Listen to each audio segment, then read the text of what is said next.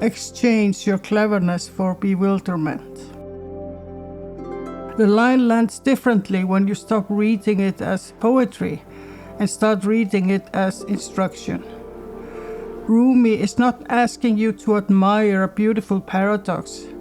He is describing an operation, a shift in the structure of knowing itself.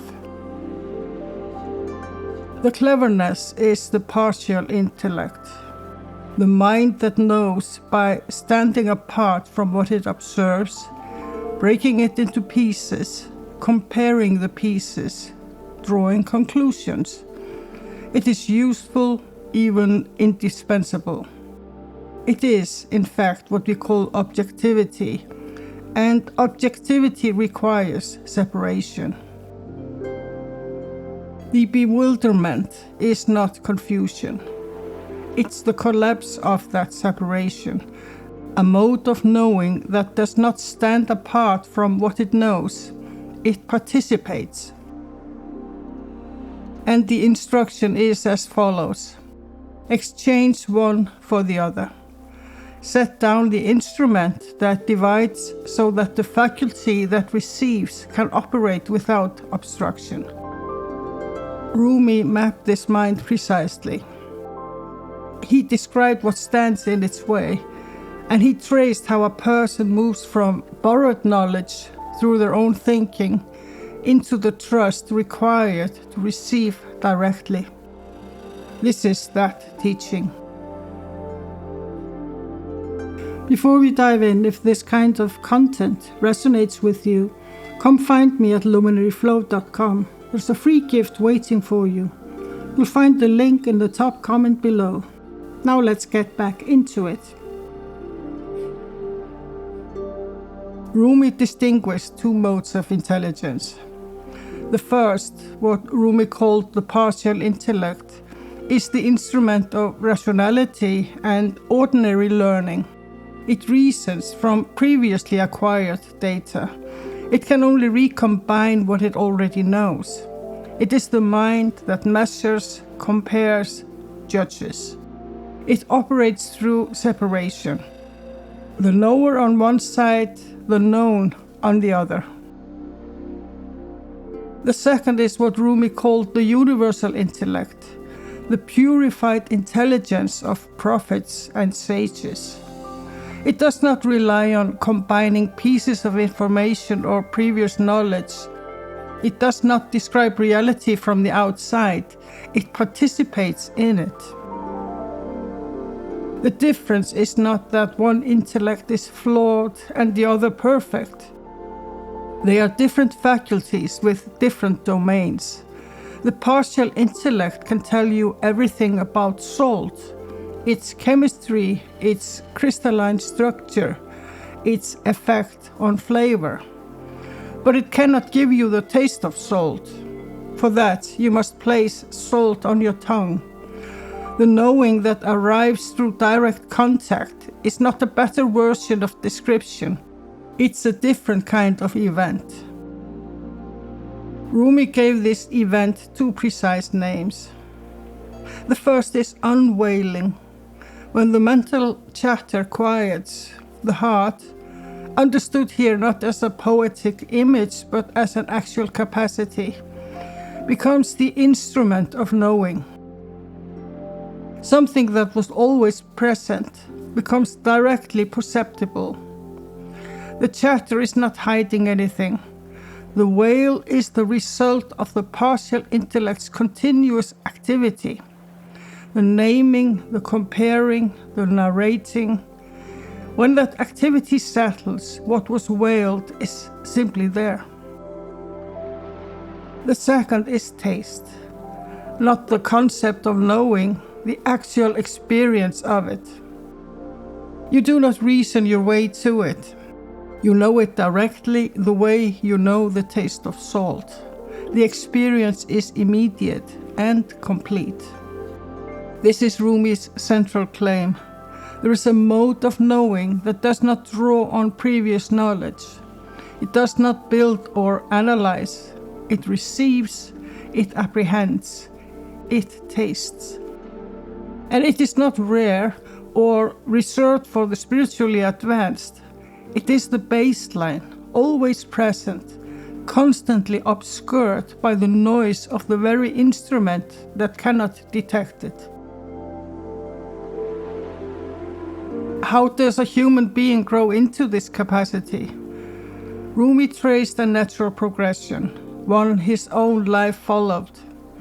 The first stage is learning from external authority, from teachers, texts, tradition. This is the necessary beginning. Someone who has already tasted direct knowing can point you toward it. They cannot find it for you, but they can tell you where to place your attention.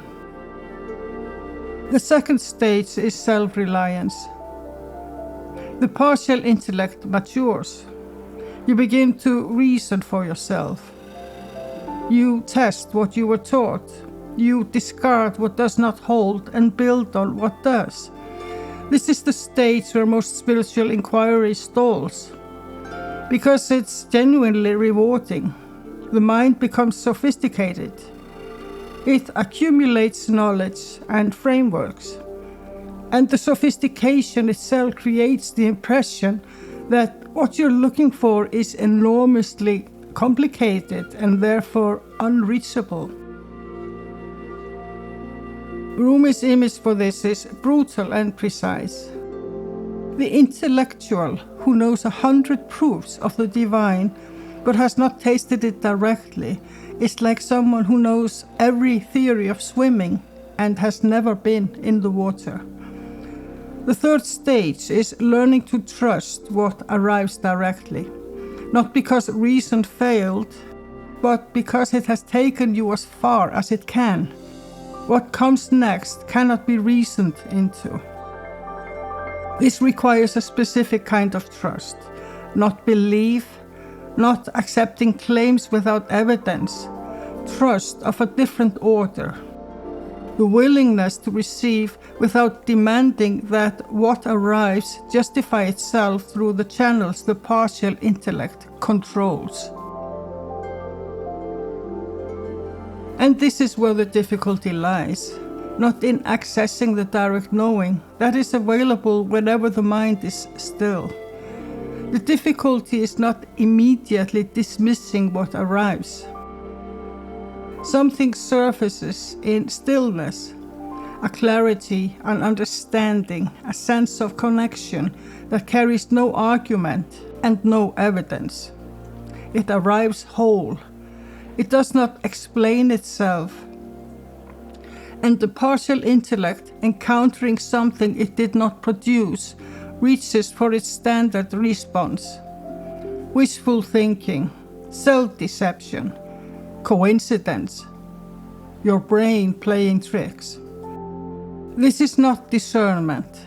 Discernment would examine the experience, test it over time, see whether it proves reliable or dissolves under scrutiny. What the partial intellect does is different. It refuses to examine. It declares the experience invalid by default, because the experience did not arrive through channels the partial intellect controls. Rumi knew this. The cleverness he asks you to exchange is not just intellectual activity. It is the intellect's claim to exclusive jurisdiction. Its insistence that whatever cannot be verified by its methods cannot be real. Plato described the same dynamic.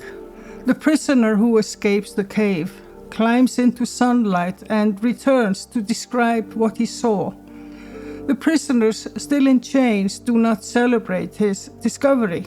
They mock him. His eyes are ruined, they say. He cannot see the shadows clearly anymore. His account is unreliable. They trust the shadows because the shadows are all they know and understand. The tragedy is not that they cannot see the sun. It is that they have made the shadow game the standard of reality, and anything that fails the shadow test is dismissed. This is the obstacle Rumi is addressing. Not that direct knowing is hard to access, that it's hard to receive without the reflex of denial. Here we need to be precise about what trust means in this context. The partial intellect deals in accuracy. A claim is made, evidence is gathered. The claim is checked against the evidence, true or false, correct or incorrect, piece by piece. This is its function and it performs it well. Direct knowing does not arrive in pieces. It arrives as a whole package, a gestalt, a taste, an unveiling. You do not receive a proposition that can be verified step by step. You receive a direct apprehension of something. And the question, is this accurate, becomes as strange as asking whether the taste of salt is accurate. The taste is not accurate or inaccurate, it is the taste. You either tasted it or you did not. This is why Rumi speaks of bewilderment. The partial intellect, faced with a knowing it cannot decompose into verifiable units, experiences the absence of its usual operations as disorientation. It reaches for the familiar tool. Is this true? Is this false? But the tool has no meaning here. Not because the knowing is invalid, because the tool was built for a different task. Trust here is the willingness to stop that reflex, to let the knowing be what it is, whole, direct, unargued, without demanding it fragment itself to satisfy an instrument that cannot receive it whole. This does not mean abandoning discernment. It means relocating it. Discernment in this mode is not checking a claim against evidence. It is living with the knowing over time and observing whether it proves itself in experience, whether it deepens or dissolves, whether it bears fruit or withers. This is slow work. It requires patience. But it is the only kind of verification available for a mode of knowing that arrives whole. What is actually happening in this shift? Rumi described it in two parts. The first is the thinking mind stepping aside, the part that drives, controls, and generates the noise. What remains is not absence. It's the same individual, now open, the same drop, aware for the first time that it was never separate from the ocean. Rumi's image for this is the heart as a mirror. The mirror does not generate light, it does not produce the image, it receives. And its only work is to stay clean, to not accumulate the dust that turns reception into distortion. The mental chatter is the dust. Stillness is the cleaning. What reflects into the mirror was always present. The mirror did not create it. The mirror stopped obstructing it. Exchange your cleverness for bewilderment. The cleverness is the partial intellect, the mind that knows by standing apart, measuring, comparing, judging. It has served you. It will continue to serve you. But it's not the whole of your intelligence, and mistaking it for the whole is what keeps the reception obstructed. The bewilderment is not confusion. It is the taste of knowing directly, without separation, without the mediation of concepts. It is the unveiling of what was always present behind the endless activity of the mind that could not perceive it. This is not achieved, it is recognized through stillness. The quiet mind, unbothered, not striving, simply present. In that presence, the separation between knower and known disappears. What arises is not questioned, it's simply there.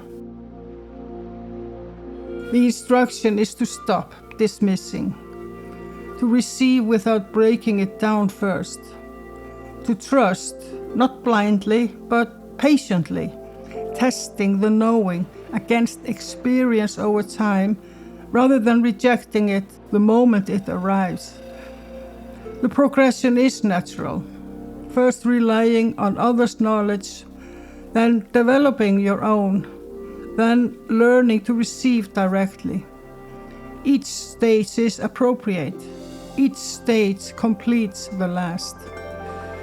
And what you find at the end is not new. It is what was always there, the ocean you never left, the mirror you only needed to polish, the taste that no description could deliver and no argument could refute. Exchange your cleverness for bewilderment. It is not a poem, it's an invitation. If this resonated with you, come find me at luminaryflow.com. There's a free gift waiting for you there, and you'll also receive my newsletter with thoughts and inspiration behind each video. You'll find the link in the top comment below.